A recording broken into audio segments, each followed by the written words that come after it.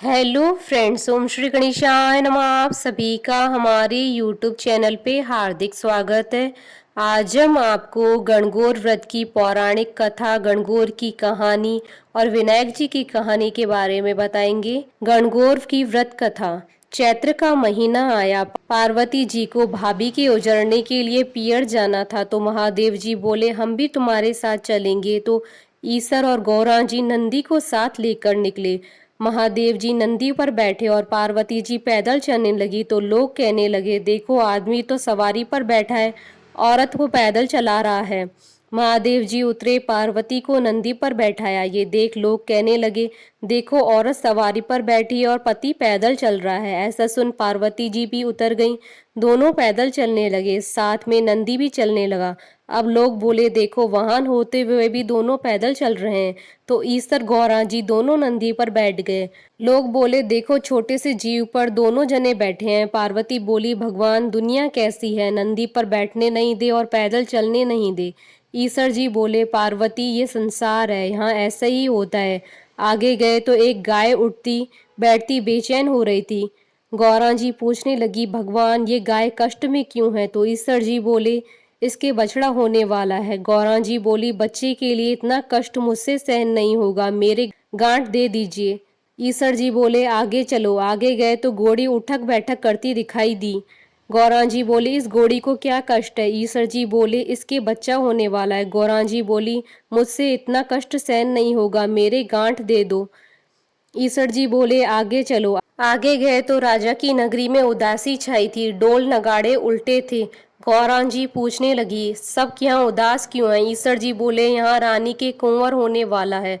अब तो गौरा जी माने नहीं और बोले बच्चे के लिए इतना कष्ट हो तो मुझे बच्चे नहीं चाहिए, आप मेरे गांठ दे दो। ईसर जी को गांठ देनी पड़ी। ईसर जी ससुराल पहुंचे, पीपल के पेड़ के नीचे वास किया। गौरा जी पीहर में सहेलियों में मग्न हो गई। गणगौर नजदीक आई। ईसर जी बोले आज गणगौर है, सब औरतें पूजा करने आएंगी। सवेरे से ही स्त्रियां पूजा करने आने लगी। गौरा जी भी सभी को सुहाग बांटने लगी। दोपहर के समय नदियों की औरतें ओढ़ पहनकर 16 श्रृंगार करके पूजा करने गीत गाती हुई आई।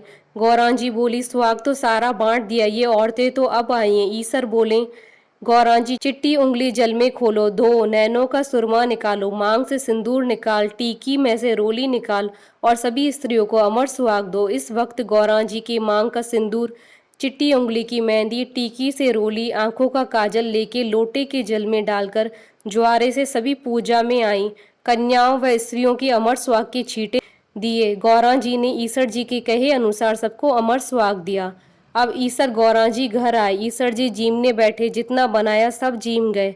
अब गौरा जी भी जमीन पर बैठी तो माँ बोली बेटी मैं थोड़ा और भोजन बनाती हूँ। तो बेटी बोली माँ मैं तो बेटी हूँ, कुछ भी खा लूंगी। और गौरा जी ने जला बटिया और बथुआ की पीढ़ी खाकर लोटा भर पानी पी लिया।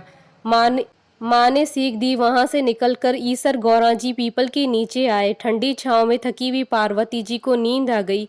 ईसर जी ने पार्वती जी के पेट की ढकनी खोली, देखा तो जला हुआ बाटिया और बथुआ की पिंडी थोड़े से पानी के साथ पड़ी थी। ईसर जी ने ढकनी वापस ढक दी। पार्वती जी जागे तो ईसर जी ने पूछा गौरा क्या क्या जीमा? गौरा जी बोली ईसर जी जो आपने जीमा वही हमने जीमा। ईसर जी कहने लगे पार्वती सच बोलो। गौरा जी बोली रसोई में माँ बेद थोड़ी करेगी। ईसर जी बोले देखो गौरा जी तुम्हारे पेट में जला बाटिया व बथुए की पिंडी के अलावा थोड़ा सा जल है। गौरा जी बहुत नाराज हुई और बोली देखो भगवान आज तो आपने मेरी पेट की ढकनी खोली, ऐसा जगत के साथ मत करना। पियर की बात ससुराल और ससुराल की बात पियर में नहीं करनी चाहिए। पार्वती इतना बोली और ईसर गौरा जी वापस कैलाश पर्वत के लिए रवाना हुए। आगे देखा राजा के यहाँ शहनाइयाँ बज रही हैं, लोग खुशियाँ मना रहे हैं, रानी बहुत खुश है। गौरा जी बोली कुंवर होने पर इतनी खुशी होती है, आप मेरी कृपा करके गांठ खोल दें। ईसर जी बोले पार्वती मैंने पहले ही कहा था मेरी गांठ खोले नहीं खुलेगी। आगे घोड़ी के बच्चा हुआ, वह अपने बच्चे को प्यार से चाट रही थी, वह बहुत प्रसन्न थी। पार्वती जी बोली आप मेरी गांठ खोलो। महादेव जी बोले ये गांठ नहीं खुलेगी। आगे गाय अपने बच्चे को प्यार से चाट रही थी और बहुत खुश हो रही थी और इस गाय की मालकिन भी बहुत खुश थी। पार्वती जी सोचे जानवरों को बच्चों की इतनी उमंग है तो मानव की तो क्या बात है। और ईश्वर जी से बोली, भगवान मेरी गांठ खोलो नहीं तो मैं आगे नहीं चलूंगी। इस पर ईश्वर जी बोले, अब कुछ नहीं हो सकता है। थोड़े दिन बीते, पार्वती जी ने अपने मैल का पिंड बनाया और उसमें प्राण फूके। उस बालक को रखवाली रख के पार्वती जी स्नान करने गई। भगवान आए, बालक ने उनको अंदर नहीं जाने दिया तो भगवान ने पूछा कि तू कौन है? बालक बोला, मैं पार्वती पुत्र हूँ। भगवान सोचे, यह पुत्र कहाँ से आया, और त्रिशूल से उस बालक का गला काट दिया। माँ पार्वती जी आई, देखा और बोली, भगवान मेरे पुत्र को वापस जीवित करो। तो शिव जी ने गणों को भेजा कि जो स्त्री अपने पुत्र से विमुख होकर पीठ देकर सो रही हो, उसी बच्चे का सिर काट कर ले आओ। गण सभी जगह घूमते घूमते जंगल में पहुंचे, जहां एक हथनी अपने बच्चे से विमुख होकर सो रही थी। गण उसका सिर काट लाए। भगवान ने उस सिर को बालक के शरीर पर जोड़ दिया और अमृत का छींटा दिया। बोले, दुनिया में सबसे पहले गौरी पुत्र गणेश जी की पूजा होगी, बाद में दूसरे देवताओं की पूजा होगी। खोटी की खरी, अधूरी पूरी। हे गणगौर माता, हम सबको अमर सुहाग देना। गणगौर की कहानी। राजा का बोया जो चना, माली ने बोई दूब। राजा का जो चना बढ़ता जाए, पर माली की दूब गढ़ती जाए। एक दिन माली हरी हरी घास में कंबल ओढ़ के छुप गया। छोरियां आई दूब लेने, दूब तोड़कर ले जाने लगी तो उनका हार खोसे, उनका डोर खोसे। छोरियां बोली, क्यों मारा हार खोसे, क्यों मारा डोर खोसे? 16 दिन गणगौर के पूरे हो जाएंगे तो हम पुजापा दे जाएंगे। 16 दिन पूरे हुए तो छोरियां आई पुजापा देने।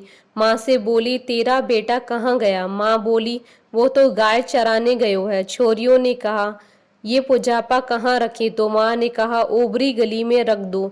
बेटो आयो गाय चराकर और माँ से बोलियो, माँ छोरियां आई थी। माँ बोली, आई थी, पुजापा लाई थी।